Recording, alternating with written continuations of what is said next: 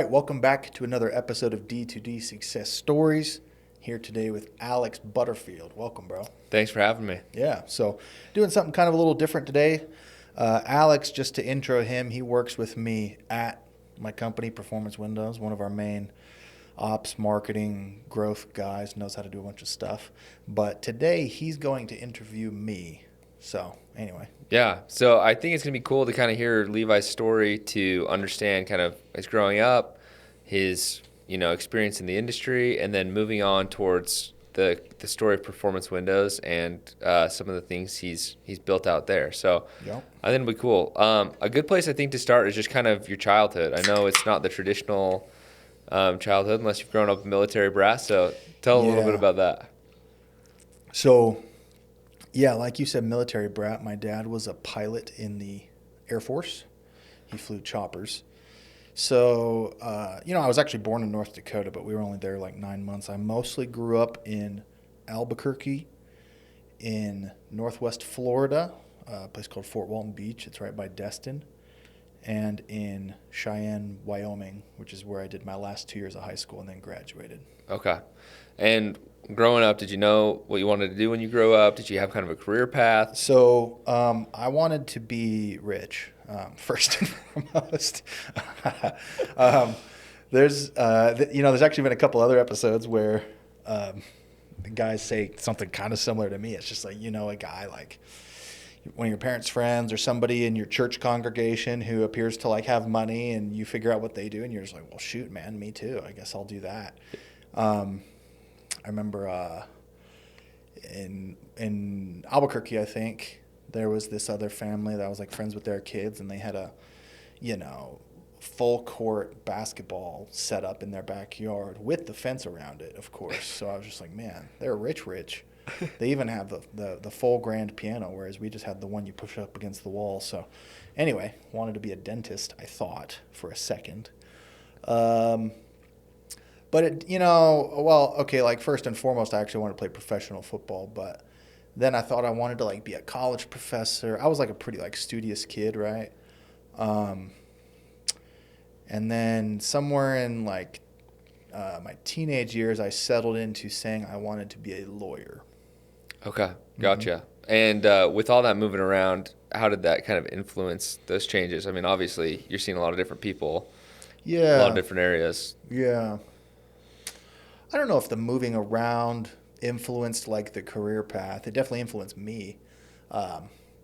When you move when you're 7 or 10 or whatever, which was 2 ages I moved at, I don't know if that it's like a huge deal, but moving when I was 16 was kind of different. I moved from the panhandle of Florida to Wyoming, and I was super serious about football, high school football, well settled into a friend group, and then moved to that place. Yeah, so. And I can't imagine football is anything similar from going from Florida to middle of nowhere, Wyoming, where it's probably, 2A?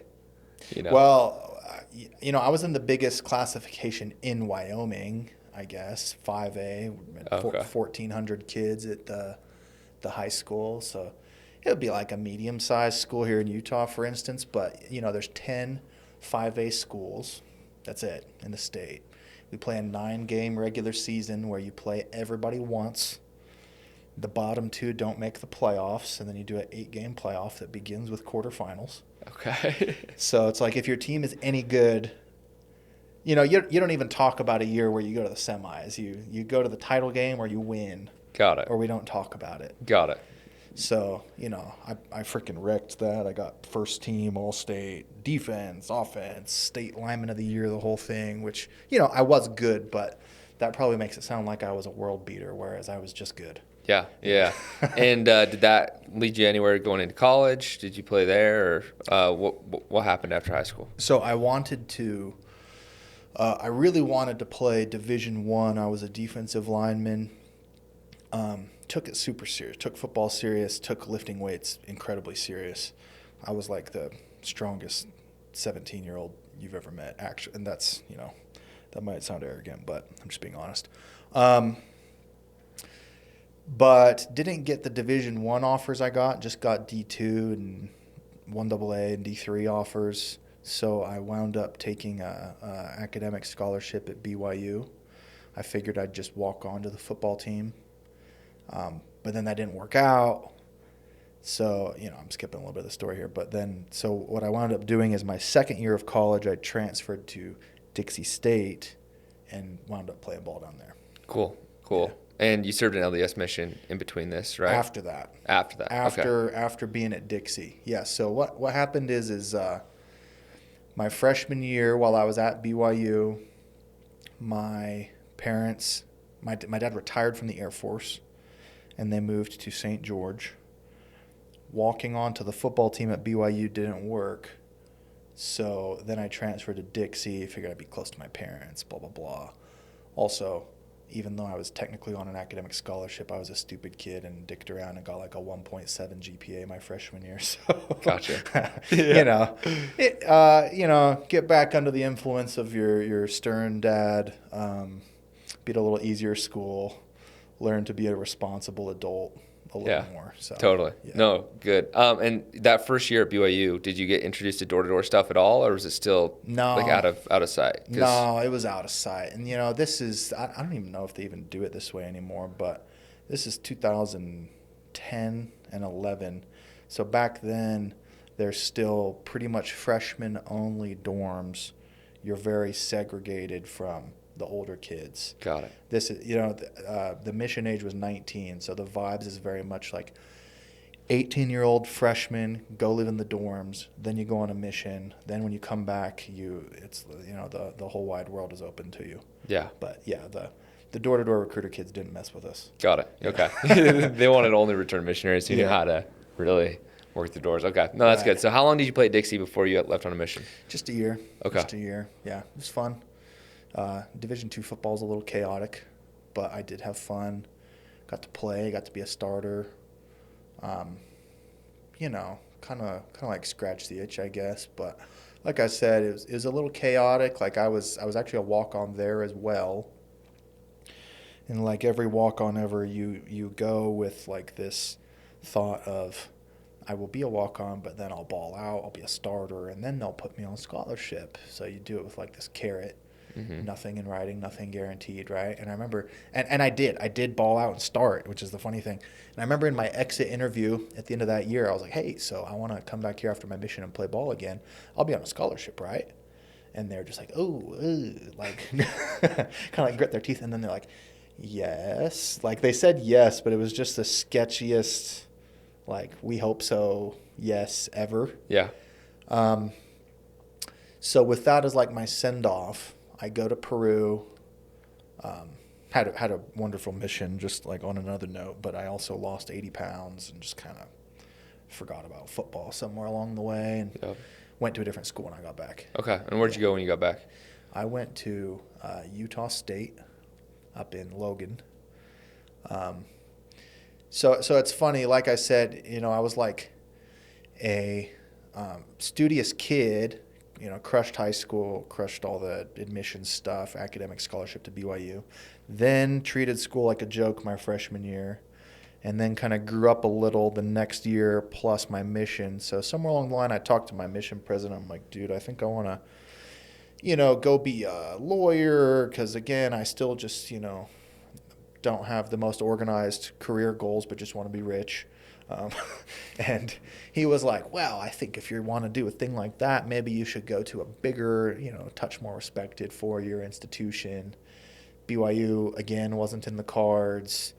Don't really vibe with, like, downtowns of big cities, so I didn't want to go to the U, so I went to Utah State.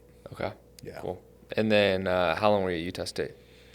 I was in person at Utah State for a year, and then I got tired of the cold. So then I went back to St. George, but finished Utah State online. Okay. And that's probably like 2013, 2014 by then? This is I got home from my mission in 14. Okay. And then the in-person year would have been 14, 15, and being in St. George would have been 15, 16. Okay. Yeah, dude. Fun times. Worked a bunch of jobs at Utah State. I was like a TA, but the special TA position that teaches the review sessions. That was like my thing. I wrote for the student newspaper. Let's see what else. well, I donated plasma, for like 8 years, twice a week. Hanging out with the junkie crowd. All the grindy college kid stuff, you know. Yeah. No, that's cool. And law school was still where sights are set, right? Yeah. Okay. And just tunnel vision towards it too. Like I didn't really look around hard, didn't really do internships of any kind.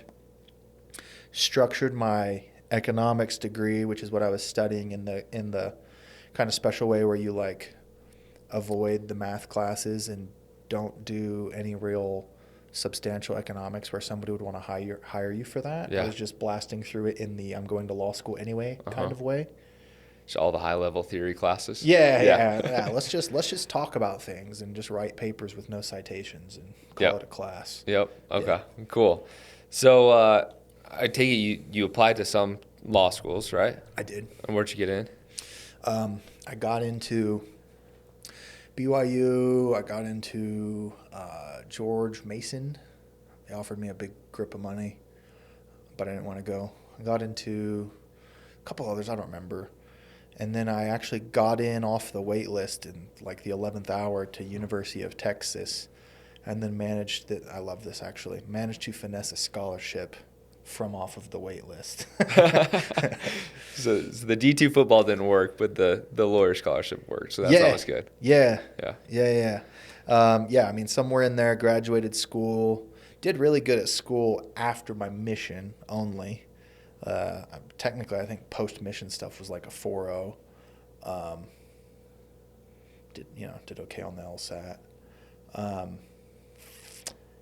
Did my summer of pest control pre-law school, actually. Okay, so where were you at when you got recruited? So, because if you're down in Dixie, right? You're living down in St. George. Well, there's to school, yeah, good question. So there's a couple elements to this story. So actually, like the first year home, I was getting recruited to go do Vivint through some dudes I'd played football with before my mission. And this was actually like a decent setup. Like I was going to go with the number one Vivint team. My friend, who was my direct recruiter, had just previously been the number one rookie in Vivint. He sold like 300-something accounts. Yeah, that's his first year. That's big for a first year of alarms. Yeah, for sure. It's nuts. Yeah. They were going back to the market where they'd killed it all the time. So technically, I had the good setup, but and this kind of gives some insight into like my headspace as a kid. They still like this guy who's my recruiter, so this isn't anything to like besmirch his name. But I remember they needed me to go get fingerprinted or something for some licensing, and it was just somewhere in like West Valley, and I had to drive down from Logan, right? Uh-huh. And I got kind of like subpar instructions on where I was going and what I was doing maybe. And I'm like a little bit Asperger's, right? So like if I'm going to do a thing, I'm like, wait, I talk to who? What do I tell them when I get there? Uh-huh. Yeah. Okay, so I'm going to go, I'm going to say this, I'm going to ask for this person. Tell them I'm X, Y, Z, and they'll understand this. Like that's how I get instructions, right? Uh-huh. They gave me maybe like subpar instructions, so I just like drove around West Valley being lost, not being able to find the place for a day. And I was just like, dude, like, is this what like my onboarding and training and me as a young kid getting taken care of this summer is going to be like? And it was just like a bad impression. I ghosted him. Okay. So you were that recruit. I was that recruit. Yeah. No, honestly.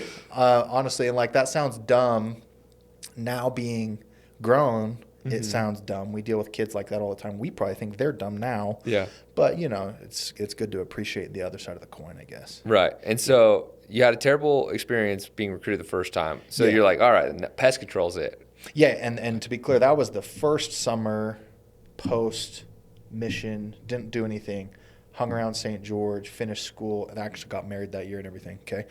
And then the next summer, this would be 2016, so I've just gotten married. One of my friends from my mission and then my main homie from Utah State, turns out their wives are best friends from high school or something. So then, like, all of a sudden, these two dudes know each other. I'm like, oh, you know him? And And they were going to go do pest control. And I was like, well, frick, I guess this is who I ought to go with. Because I decided I was going to go sell that summer. Okay. So I go with them. This is the first year of Aptive. Got it. Yeah, so we go with Aptive. The first year they're called Aptive. They just done that Altera sale of accounts rebrand thing. Yeah. Okay. Go with a good team. Did you have any preseason training, or were you just going out there fresh? No, but to be clear, it was probably a little bit my fault. I was just like, I always thought I was still super dialed on my school is what I'm doing. I'm going to be a lawyer. Okay. And almost had this internalized snootiness from my prestige of my career path that I hadn't even done any of it yet, but I had said the words I was going to do it, so now I deserve things, right? Or at least that's how I felt. Yeah. Right? So I had this internalized snootiness, don't bother me. I'm a super important school kid. Got it. I don't want to do your preseason crap. I'll see you in Vegas the day I get there. Just going and all right. Yeah. Like I said, I do go with a good team. From what I understand, they'd crushed it the previous year. The leader, it was Donnie. He's been on here. Real top tier. He had murdered Aptive's company-wide competition the previous year. He was a really good salesman. But we go with this team that's all rookies, and he talked about this on his episode. They probably over-recruited rookies relative to experienced reps. And then Vegas is a little bit of I won't say tough market to sell, but just in your face tough rejections in a way that brand new rookies won't appreciate. Through those privacy metal screen doors, so you can't really see them on the other side. Freaking privacy screen doors and enclosed courtyards with the 8-foot iron door and the Ring doorbell out front. And HOAs where the only way to get in is to jump the fence. Yeah. All the things, okay? So anyway, it was tough. We had some kind of morale problems. Like I said, Donnie would attest to the fact that I think his org took a little bit of a hit that year. Yeah, I mean, I was actually pretty naturally talented at it. I just went out there and gritted out some sales my first couple days. I don't think anybody even taught me a pitch. Like I said, it was my fault. I didn't get any training, but. I had the most knocks almost every day. I'd just knock 200 doors, 230 doors or something. Do very little to overcome anything. I was just looking for the 1 to 2 laydowns. Yeah, exactly. Yeah. Exactly. Just banging my forehead against it as hard as I can. Yeah. Yeah. So was your wife out there with you at the time? Yes. What was her experience like? I think just her day-to-day was fine. She was kicking it at a nice apartment place with the other wives by the pool. But we were newlyweds. She was pregnant. I was stressed to death. So Yeah. So you get home way past dark and I get stressed home, for the next day. I get home way past dark and I'm in a dumb mental space. I'm a dumb kid. So I get home stressed and instead of studying, I'm let's watch our show. I need that whole bag of Water Pops. Where's the bag of chips? I'm about to crush that too. So I had been jacked and all of a sudden I get fat while knocking doors, which is funny because you think you get skinnier. Yeah. So I start getting fat. I'm stressed. Okay. Whatever. Anyway, it doesn't go well. Got it.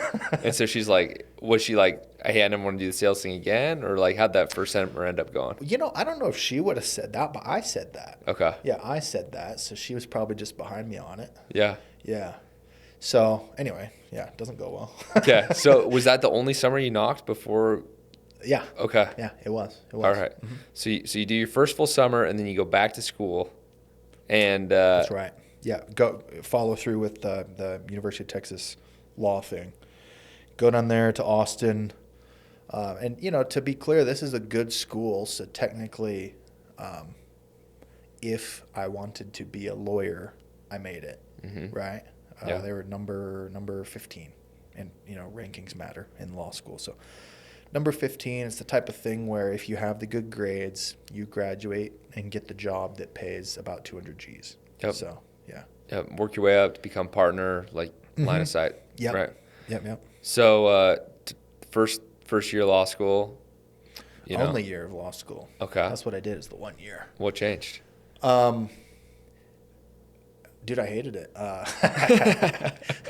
And I was in the top 1/3 of my class for grades, which is enough. Yeah. That's enough. I was doing fine. So it wasn't that I couldn't do it, but I hated it. I hated it. And, tons of respect to people who do like that. Mm-hmm. I just didn't. It's definitely a type. And like I said, I'm not included in that. So, and, I think my classmates would kind of like vouch for that too. Like I have a few I'm still friends with, and like, they'd be like super engrossed in our case we're talking about at a given time. And, Mm-hmm. what I would call the minutia of it all. Yeah. And I'm sitting there like, I wonder what Market Watch says today. Wonder how my crypto's doing. Yeah. Why are they all so focused on injustices? Maybe maybe the business guy is the good guy. Yeah. Anyway. No, that's interesting. Yeah. Okay, so 1 year law school, you didn't like your summer doing doors. Like what happened after that? It's funny, like, the line between kind of like courage and recklessness is kind of thin sometimes. I made plenty of like actual reckless decisions in my life up to that point. This one was a pretty gnarly one, but yeah, I just pulled the plug, man. I just quit. 50 G's of law debt. And it's funny the things that people say to you when you're quitting, or when you're thinking about quitting, I guess, people and they mean well, but people close to you be like, well, you've done this much. It's like, I've done 1 year, so I ought to do 50 more years of a career. Yeah. I don't know if that's how that works. And something you're suffering through. Yeah, exactly. Well, and I think I just, like, dude, I've always been willing to just like put my head down and plow through tough stuff, but there was a certain feeling of just like, I don't believe that this is what life is. I don't believe that you're actually supposed to be this unhappy. I would just rather bet that you're not supposed to be. And I would rather bet, because I think up to that point in time, I had just wanted to be like, these careers pay this much on paper, these other careers don't. So I'm just going to be in the one that pays a lot. But I remember thinking to myself, maybe me, happy, loving life, I can be in a career that doesn't on average pay that much, but maybe happy me will be a 1%er of that. Yeah. And that's better than just being, part of the faceless mass of lawyers who doesn't like being there. Got it. Yeah. And you got one kid now? Yeah, our first was born that year. Okay, he was born that year. Uh-huh. And so how'd your wife take it when you're like, I'm done? Well, and having this combo is making me realize how, again, I've always known this, but making me realize again how supportive she is, because, I think a person could be freaked out, but she also saw that I was very unhappy, so she was just behind me on it. Yeah, that's cool. That's big, Yeah. So, quitting, the logic is, oh, well, even if I hadn't gone to law school, I still have a bachelor's degree. I'll just, like, if I had never done this year, I'll get whatever job I would have gotten anyhow. But it was kind of tough, man, because I'm in a new city and I never did any internships, don't have a bunch of connections. But, to be honest, I could actually probably do this now, but I was just kind of like young and dumb and thought that just firing off a million applications on Indeed was how you get jobs. Mm-hmm. And, this is 2017, so it's not like the COVID job market where that would probably work. Yeah. So, yeah, I just kind of flailed for a while, man. But the actual day, literally the day after I withdrew from law school, I walked into Buca di Beppo, which was the restaurant I worked at in St. George was a Buca di Beppo. So I was like, oh, that was a good gig. There's probably one here in Austin. There was. I walked in, said I wanted to work. They hired me, and I think I worked that night. Oh, cool. So I started working immediately. And it's kind of weird, man, because I've always said that I actually like became a man that day. And it's funny because before that, when I was quote unquote like in the law path. I wasn't even a real lawyer, right? But, you know, there's this like unearned self-esteem, this unearned swagger. It's like, oh, well, here's what I say I'm going to do eventually. I don't actually have to have real jobs right now. I don't have to do anything. I just have to tell people I'm on this stupid long path that's going to make me a bunch of money one day. All I have to do is hit grades and I'll be good, right? And it's funny because, again, tons of credit to people who actually become lawyers, doctors, dentists, anything that takes a lot of schooling and stuff. If that's what you really wanted to do, that's great. But I think I was a little bit just like punting the responsibilities of the world to a later day. Yep. And when I quit and started working, it was just a complete reversal. It was like, not only am I abandoning all of this hubris from my prior stuff, but I'm willing to be broke in 50 G's of debt and just try to pay my bills waiting tables if that's what I got to do. But I got to make today's money today, right now. Yeah. No, and I mean, like, there are some people that would rather suffer the rest of their life than have to accept that consequence and that, you know, that the decision that you made. So, I mean, I think that says a lot, you know, about risk tolerance and willingness to, you know, just make it. Yeah. Right. Yeah. So you're in Austin. Yeah, still in waiting Austin. tables. Yeah. Waiting tables. After like a couple weeks, I get lined up to do Uber too, so I start doing both, right? And I remember my bills, because, you know, Austin's not cheap. We have a 2-bedroom apartment for me, the wife, the kid. It was like, you know, it was $1,700 a month back then. To pay my bills was 4 G's, and I wanted to try to make enough to pay $1,000 toward my legal debt every month. So I'm just hustling, man, like open the restaurant, pick up somebody else's shift so I work a double, close the restaurant, go drive Uber afterwards. Wow. And I remember a couple times I did 70, 80-hour weeks put together. And the most like hardcore, like demoralizing one was this month. I probably did do 80-hour weeks all 4 weeks of the month. Made $5,000 in total. Okay, so like, you know, $12 an hour equalized. Make $5,000. That's enough to pay about $1,000 towards my debt. And then something goes wrong with my car, and it costs about $1,000. Ouch. Yeah, tough.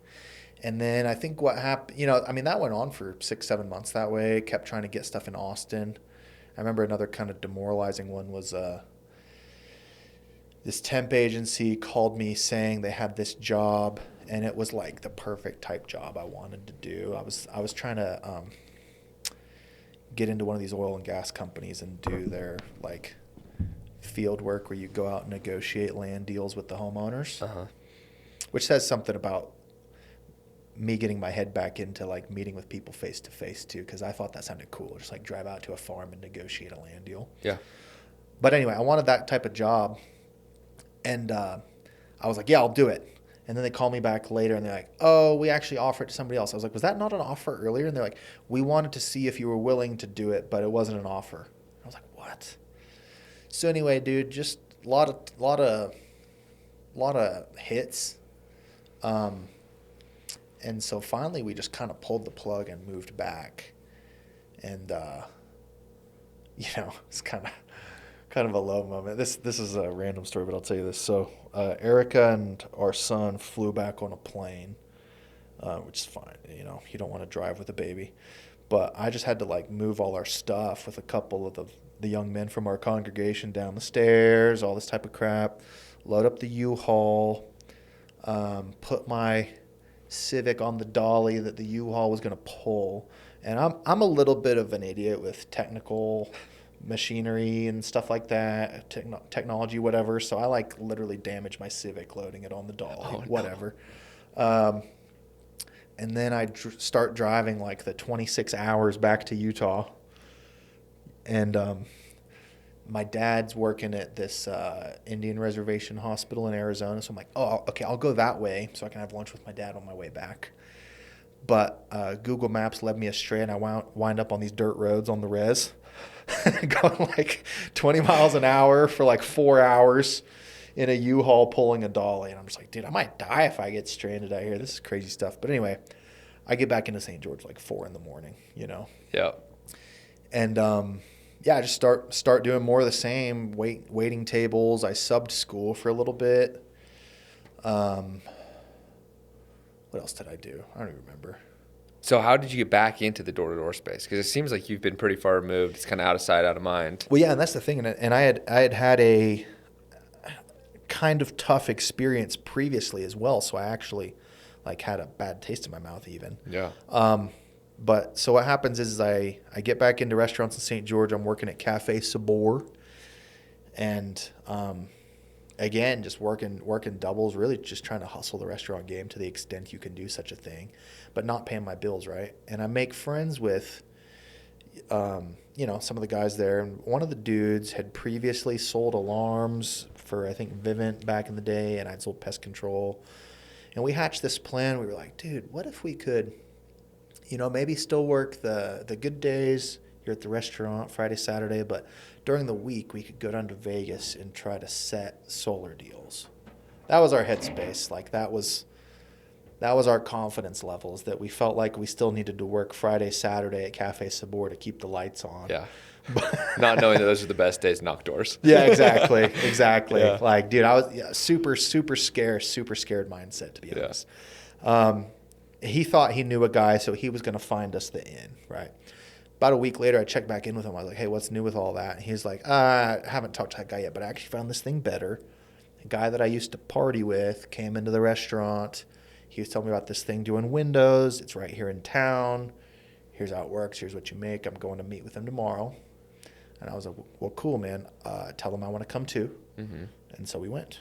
Okay. Yeah. So. And I always joke with people, this guy who gave me the intro, great guy. He was down on his luck as well. Different type of down on his luck, though. He was like in like recovery from drug stuff. So people always ask me how I got into Windows. I'm like, networking. But I say that like the irony of it is like when you imagine networking, you're thinking like, oh, I messaged a LinkedIn connection and we went to a coffee shop and I asked him for information and blah blah blah. It's like, no, it was with the drug rehab homie at Cafe Sabor. That's how I networked. Yeah, networking in the back of the kitchen, just talking shop. No, that's big cool. Time. That's cool. Yep. So that was your first intro into the window game. That's right. How did that go? What was your experience? Like time to your first deal? Like let's hear that. Yeah. So me and the guy who gave me the intro go to training the first day. Second day I go back. He doesn't. Like that's as far as that went for him.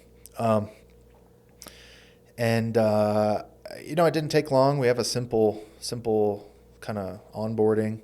I think 4 days after that, I knocked my first doors.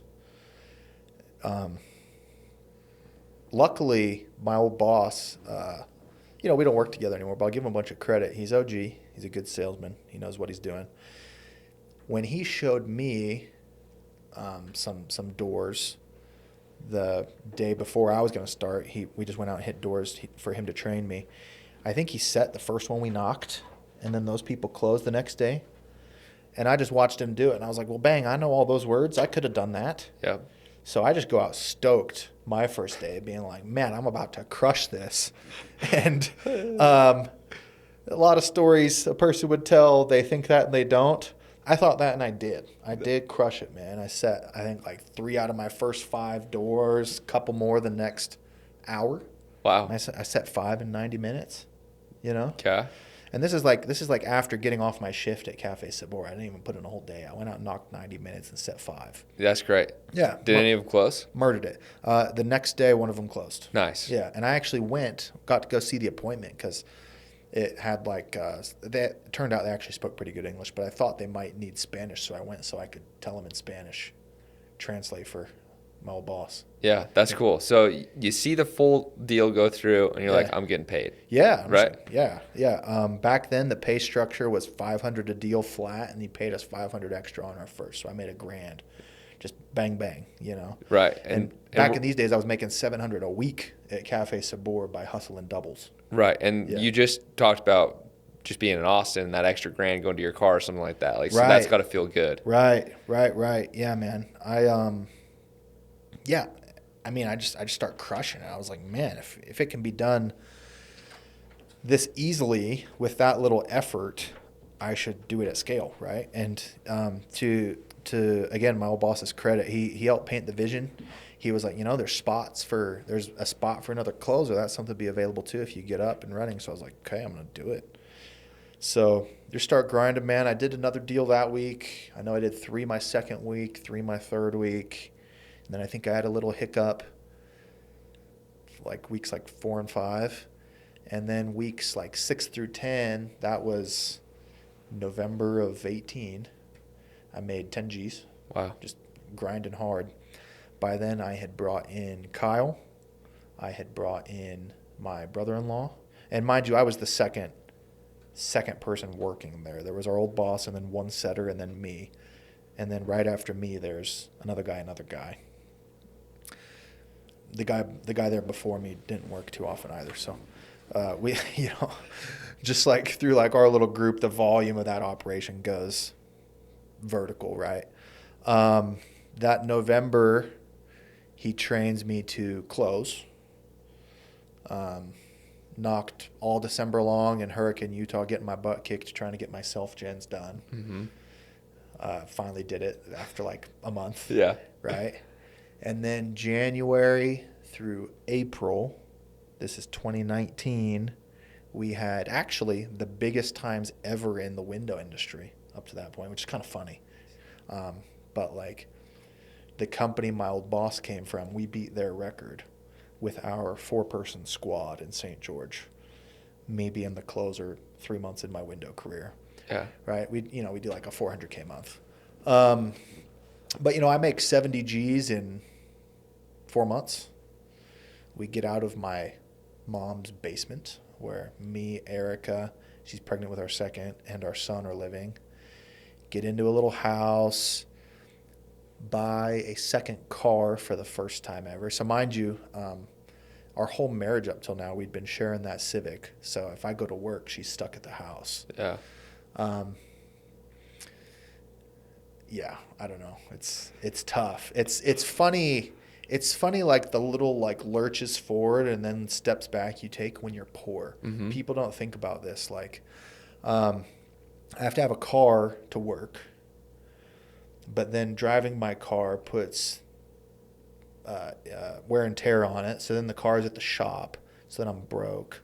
So it's like a lot of people, they just like that mistake is fatal. Yeah. Like not mistake, that setback is fatal. They have to go get an hourly job then. Mm-hmm. For me, it's just like, okay, I have $1,000.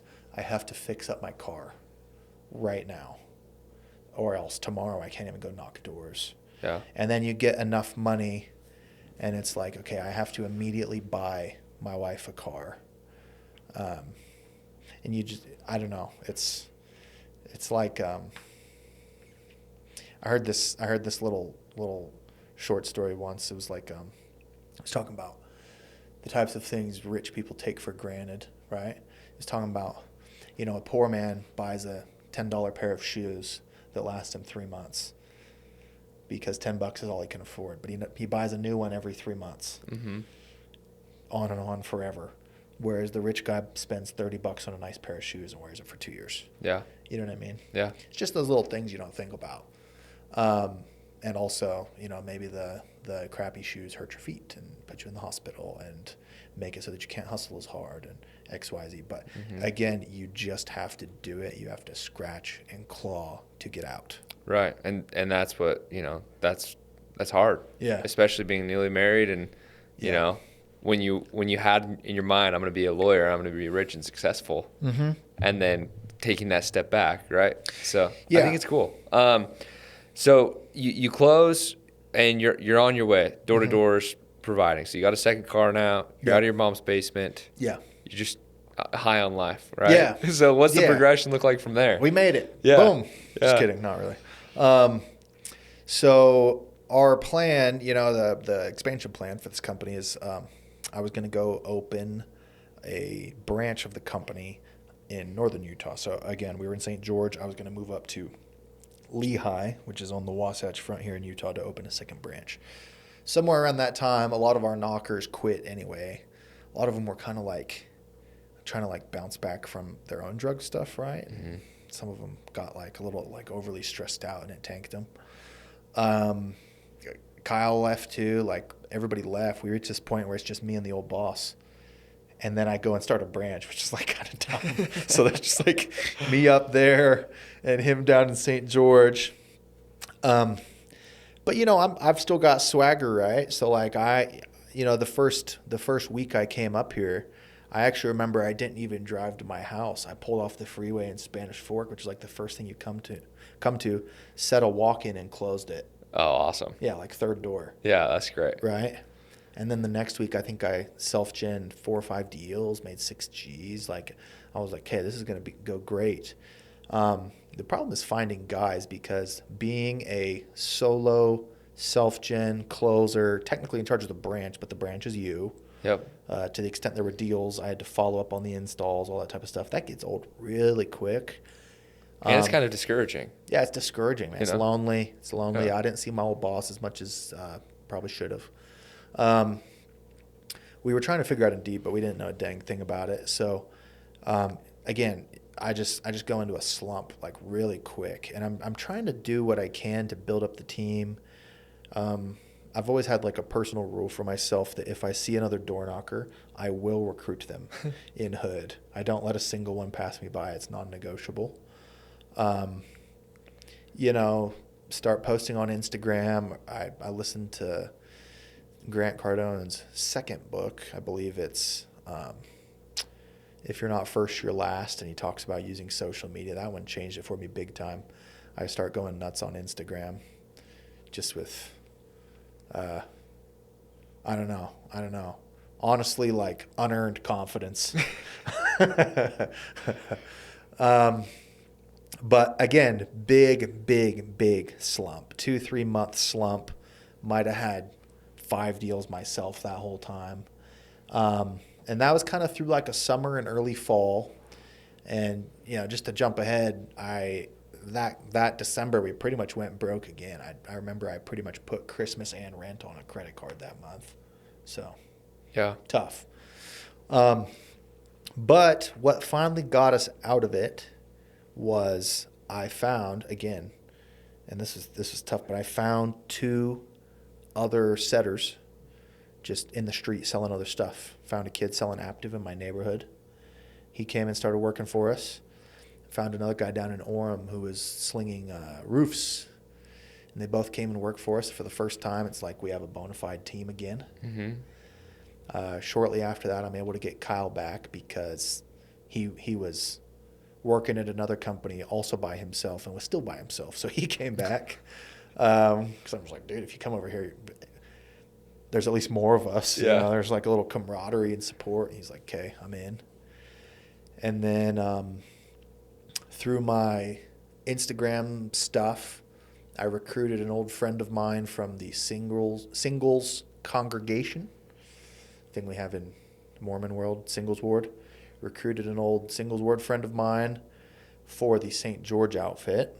So somewhere in there, my old boss had brought his brother in. His brother was a good salesman, became a closer. I recruited all of their knockers, right? Mm-hmm. My singles ward friend and dudes he brought was the knocking core. So, the old company gets up to a decent little operation again. Yeah.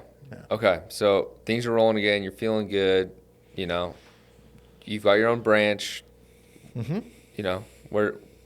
Where's the next step take you? Yeah. So, I would have stayed over there forever, but, and again, tons of respect. We are good now. I call him sometimes to catch up, but me and the old boss were on some beef. There was some things said that then got rug pulled later on. Mm-hmm. Okay. That, like, it wasn't just me being vindictive. Like he wanted to can us, right? So we had to leave. So eventually we leave. Me and the people that I had recruited, essentially. We leave. We start Performance Windows. This is April 2020. So, month into COVID, there was 5 of us. Me, Kyle, and the 3 other guys that I'd recruited. We started in a little office in Pleasant Grove. I was technically the money partner because I had $17,000 in my bank account. Okay. So you're choosing to be poor again. Yeah, Yeah. Kyle was like negative money wise. Yeah. And we started doing what we could. Started selling deals. Luckily, we all knew how to sell. That was our asset. We all knew how to sell. So we start selling deals immediately, but of course we immediately run out of money because that buys you like 2 window jobs. Yep. And the bank wouldn't front us anything. The supplier wouldn't front us anything. We had 0 credit from anybody. So, go into full fundraising mode, raise a whole bunch of money, got it all as debt, not as equity. Okay. That's nice. Yeah. You're making that sound easy. Talk a little bit about that. Because you think selling's hard, then you try to raise some money. Dude, you have to believe in what you're doing. That's it.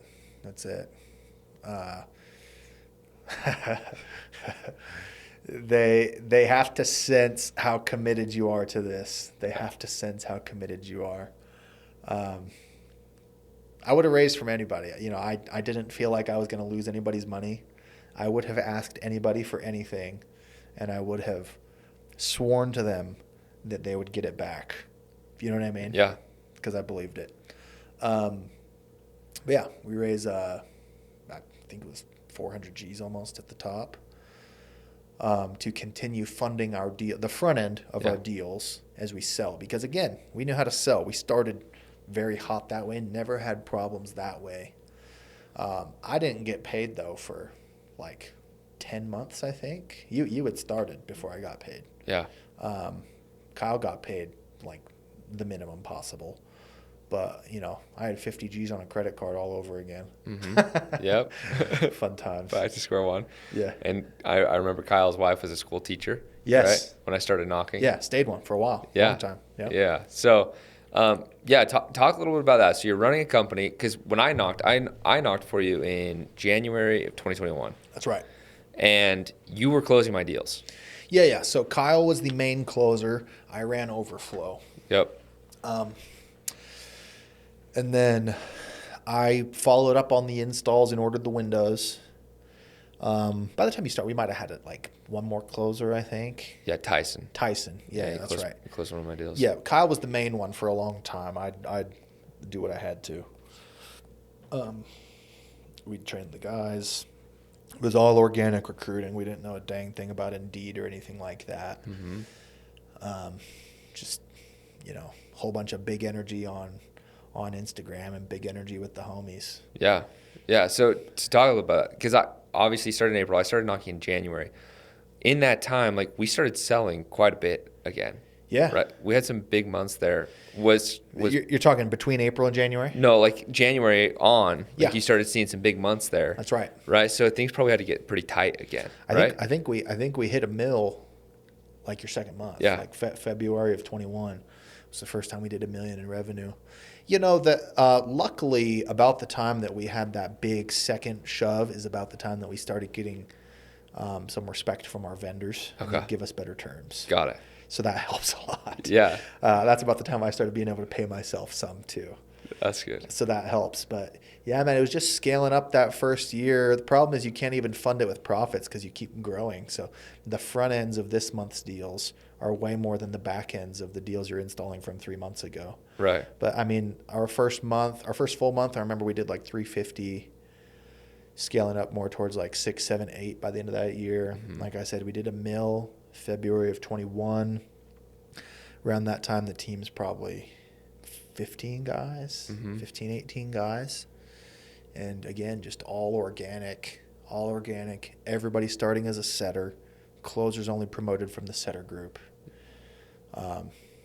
Again, our big asset was that we knew how to sell. Me and Kyle were arguably the goats, at least in the top 5 goats of the door-to-door window industry before we ever owned performance windows. Yep. So. No, that's cool. Yeah. So talk a little bit about because you're still paying upfront. There's no back ends. Totally. Yeah. You're running the ops still. Uh-huh. We had 1 office guy at that time. Right. What are some of these other growing pains you were experiencing? Um, those ops are a beast. If you're not acquainted with the window industry, our ops are like pretty comparable to solar ops. It's big, messy business. lots of moving parts, and you sell on your name. You know, the only real differentiator is how well you're going to take care of people. So you have to be 1,000% just anal retentive about all the details, all the follow-up 5-star reviews, et cetera, or else you can't keep selling. Right, Yeah. right. And you found that friction point of scaling with the previous company. Yes. So what was the key to unlocking, your ability to It's scale? all training, man. It's all training. We had to have, in the early stage of a company, the owners wear a bunch of hats. We knocked. Kyle definitely functioned as a closer, and I did some. I definitely functioned as the branch manager of that branch, and we figured out exactly how to do those things. We already knew how to knock and close, but I figured out exactly what branch manager looks like, right? So then when Kyle opens his branch, we crush that. When we open branches 3 and 4, we crush that. And then when you're up to 3 branches, now the owner is also the first regional. And you've got to do all the jobs. You got to do all the jobs yourself. If at any point you say, I'm just going to never learn that, I'm going to outsource that from the very beginning and never know how that works, they're going to have you by the short hairs, and you're not going to be able to fix your own problems. Mm-hmm. So then we learned exactly what regional looks like. So to answer your question, like, you scale because you can teach the next guy exactly what to do. Yeah. And what did that process look like for you? Were you just writing everything down and like, oh, Kinda. that didn't work, this did? Like, yeah, kinda, yeah. And there's some of it's common sense, like, here's our sales script, here's some good objection rebuttals, but you start to get into some real nuance and some real just kind of like soft skill stuff, like, here's the way that you talk to an upset customer and offer them a discount that will make them happy but won't be too much, and you do it at the appropriate moment so that they're not going to come back later and want it to be bigger. Yep. Right. For instance. Yeah. No, that's something that can kill you, right? Because Yeah. you talked about the 5-star reviews, Mm-hmm. I know we were talking in the office the other day. I still remember, I wasn't working for you at the time anymore, but when you opened Phoenix, Yep. Your Instagram story of flying down with your lead installer to go fix a problem at like 10:30 at night. Yeah. You know what I mean? Like, that's the behind the scenes that people don't really recognize and understand because... Yeah, I missed my anniversary. Canceled a trip. Yeah. We were standing outside a house with... Matt had the freaking coal miner headlight on so that he can paint the stucco right. Yeah. And like, and as you work through those problems, and it's like, how do we train it and prevent it the next time? Right? Yeah, exactly. And I want to be super clear about what I'm saying there, because so many people are they're in such a hurry to replace themselves and just outsource everything and just turn their business into a passive business. Mm-hmm. I wanted to learn how it works so that I could train the next guy so that we could grow, not so that I could go home. Yep. I haven't had any desire to be at my house, like, hardly, still don't. Mm-hmm. I try to be a good husband. I try to be a good dad, but as far as just chilling, don't need it. Yep. So you're scaled, your 3 offices, right? When was the next unlocking of massive growth? Because you rapidly grew that year, Yeah. Like, and it's all from internal training. Right. So where were the key unlocks there? So in 2021, we got to 4 offices. It was mine and Kyle's 2 Utah offices plus 2. And that year we did 16 million, which is a 4x over the previous year, so it was good. The next year, though, we went to, what was it? 10? 9 or 10 offices? Mm-hmm. And that was big. It was big. We got out of the Mountain West. We got to metros that other competitors don't even touch. Got to places where our pitch and our model is entirely foreign to everybody, and they've never seen a company like us, which is refreshing to them, you know. So that was a big unlock. 34.5 mil. I think we had like 7 or 8 Golden Door winners that year. So it was big, but it also pushed us up against the next barrier, which was me and Kyle's bandwidth while basically functioning as the regionals for that. We were, you know, crazy people, right? Like, shoot, if you know me, you might be able to recall a little bit of a difference in tone of my Instagram stuff. 2023, when I was just being super aggressive all the time. That's because posting all these weightlifting breaking record videos and just trying to find an outlet. Yeah, that's because we were still functioning as regional for 10 offices. Yeah. And then, you know, how is your Kyle's relationship, right? Because that's a lot of stress between partners, you know, and managing that out. How did you figure out how to divvy up roles? And, you know, because he's the chief revenue officer, your chief executive officer, like you're handling ops and sales as a regional. He's handling sales, and, you know, what else does that look like? He's primary on sales. Okay. Been very blessed. Kyle's the GOAT. I would say that if you're patient and mature and willing to admit your faults, you can work through a bunch of stuff as business partners, but there's also some caveats. Luckily, we have just understood from the beginning, this isn't either of our retirement plans. We're not trying to set up a passive business. One thing we don't have to do is fight about working hard. You know, no, that makes a big difference. And if we did, I don't know how much of the rest of this would even matter. That one's just got to be handled. If you're in partnership with somebody lazy, that would really suck. But yeah, man, I think it just kind of comes down to agreeing on the importance of all this, agreeing on the meaning.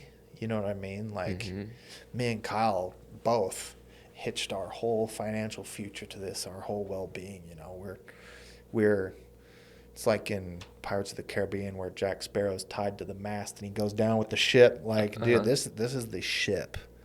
We go down with it. So if one of us starts being a jerk, that's kind of mutually assured destruction both ways.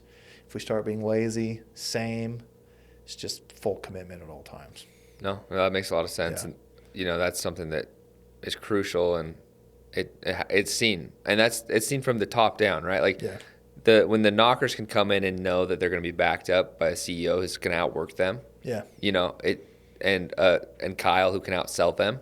You know what I mean? Like when Kyle goes out, puts a knocking shirt on and goes through 5 sets and closes one of them with new knockers, like that goes a long way, you know, and that keeps the respect all the way through. Yeah. So I think that's pretty crucial. Thank you. You know, a lot of growth at this point. You're not respected by a lot of vendors in the beginning, and all of a sudden, everybody wants your business. How'd you guys navigate that? Yeah, it's funny, you know. How do we navigate it? We tell them it's time to pony up. That's what we do. No, I mean, there's nothing like history, and there's nothing like repeat business. You know, we are blessed to have good vendors, good partners. We all understand the way each other wants things done. It can be mutually beneficial. When you're trying to get one over on the other guy all the time, you actually may do it. That's the problem. You actually may do it, but you make more money doing repeat business, and you can only do repeat business when you like each other. Yeah, you know, 100%. Yeah. You know, and I think it's safe to say, obviously, you've trained a lot of people who've become Golden Doors and keep repeating it. So the training has been proven. I don't have a total head count because some of them have repeated. But last year we had 14. Year before that was like 7 or 8. Year before that was 3. Yeah. So, I mean, exponential growth there pretty much, you know, which is it's cool to see. But when you think about, you know, being down on your luck and how many people who have come from a place like that you've turned into successful, you know. I think about like the Jake Richards who was working at Home Depot checking out, and now he's making just a lot of money, you know. And so Talk a little bit about the experience that people can have when they plug in and, Yeah, work.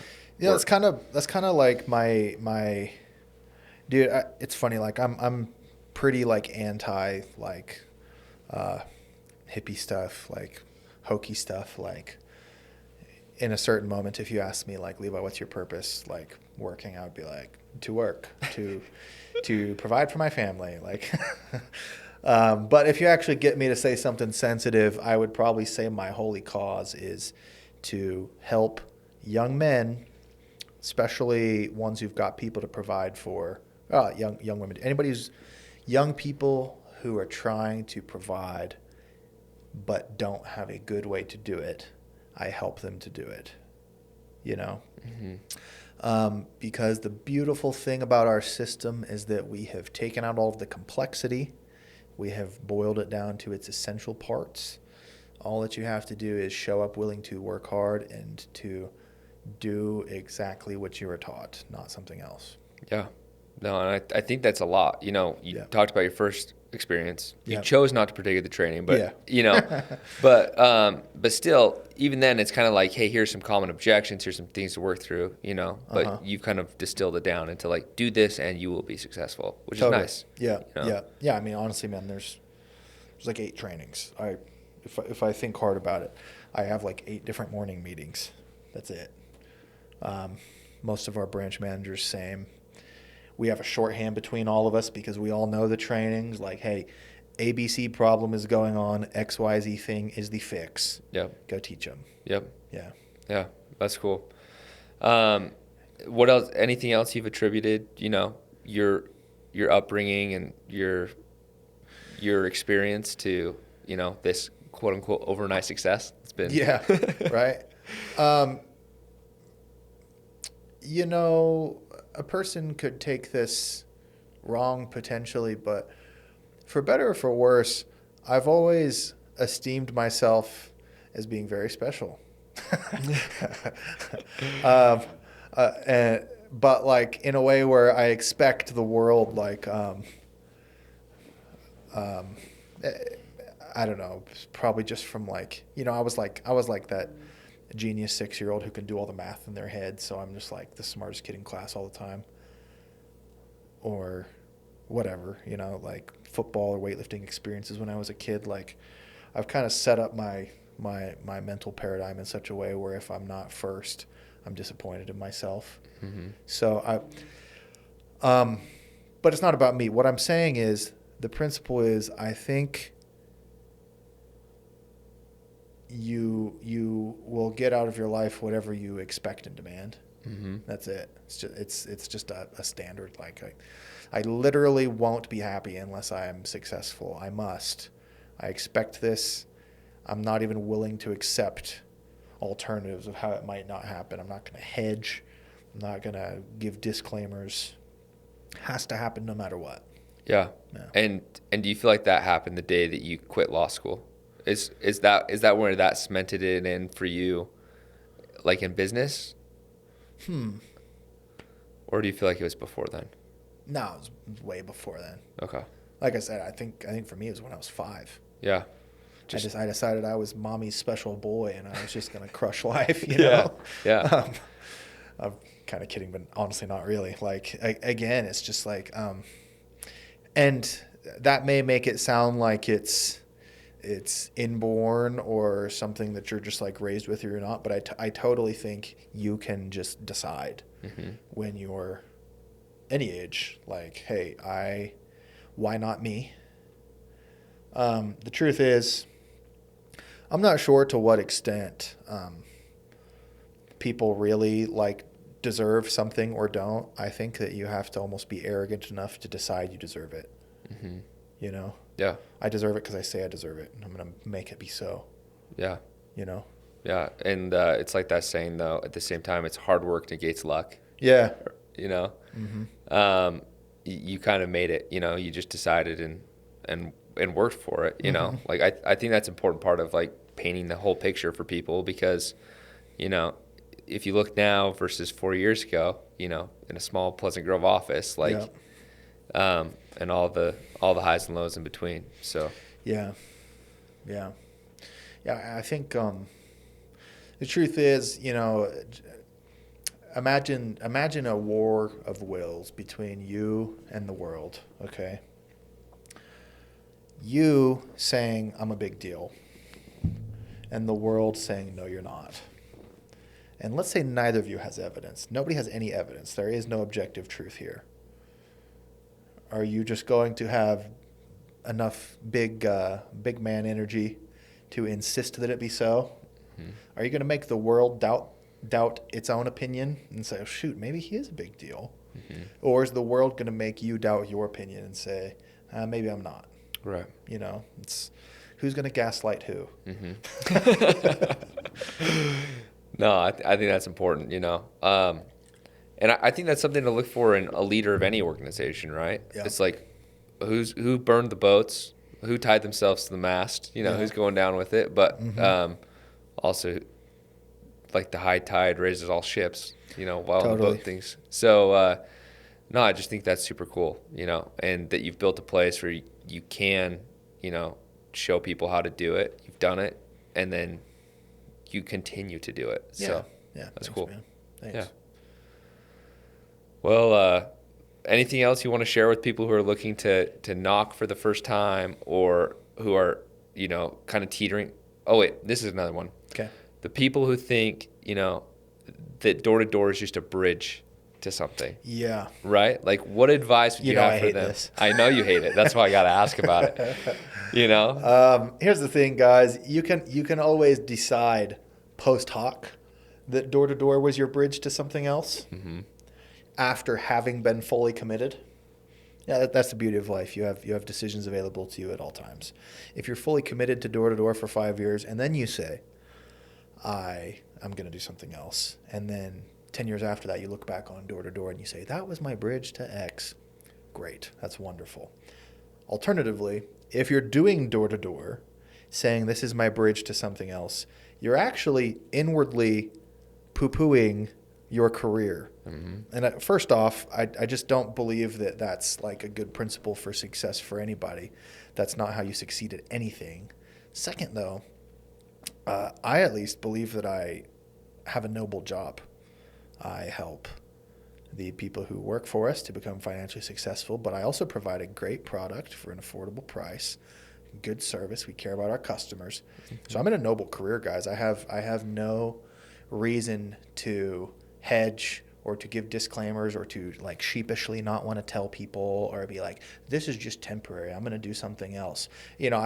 As we talked about, I've got plenty of experience with telling people what I'm going to do in the future. No need. I'm very content and proud about the present. Right. Right. Which is something that's hard because at least in the door-to-door culture that I've seen, it's everything is like grow and go. Like, yeah. Rather than plant your flag and become really good at something. Yeah. Because, and then there's this also negative connotation that's like the golden handcuffs, right? Like the only time you're ever going to make this money is right now. So buy a couple pieces of real estate because you can't knock doors forever. Yeah. But you can, make a successful career. I mean, yeah, first off, I think you could actually just literally be a rep forever. I don't know why not. There's plenty of old guys who knock. But also, I mean, sure, you don't want to do 40 hours of knocking per week. Build out your team. If you're a good leader, you should still knock largely to train and to show them. But yeah, we can get you off the doors 40 hours a week. Yep. Yeah. Yeah. You can be a 10-hour-a-week trainer type guy. Beautiful. So, yeah, it's a false premise, I've had some like weird recruiting meetings sometimes. I'm sure some of these kids don't know how to take me. They're like, "What do you guys do to help set people up for after they inevitably move on?" I'm like, "Oh, I don't accept the premise." Yeah. And it's like, what? Well, do you think obviously you've built a place that you don't have to move on because you can move up, right? Do you think, was that intentional at the beginning or was that? Oh, it was intentional for me, man. I didn't even start as a setter at our old company until I was 26. So this whole, like, this is a young man's game. You must obtain a desk at a high rise in Lehi someplace by the time you're 26. Bro, I was a setter when I was 26. Mm-hmm. You know, again, I take pride in this. You know, there's that saying, beware of an old man in a profession where the men die young. I just twist it a little bit. In a profession where the men quit and go to an office young. Mm-hmm. I'm still here, bro. 32. I take pride in that, and I especially love. One of the reasons I wanted to have this podcast is because I wanted to bring on dudes who are, 35, 40. Some of these guys I've had on who are just OG and proud of it. Right. You should be proud to be a door-to-door salesman. Mm-hmm. Yeah, and it really is one of the best places to make life-changing money. Yeah. You know, Yeah. and when you provide a good product you can believe in, it makes it that much easier. Agreed. So. Agreed. Well, thanks for tuning in to another episode of D2D Success Stories. If you want to catch up with the pod, we're on Instagram. If you want to catch up with me, it's at Levi Henrie, Levihenrie. Give us a holler.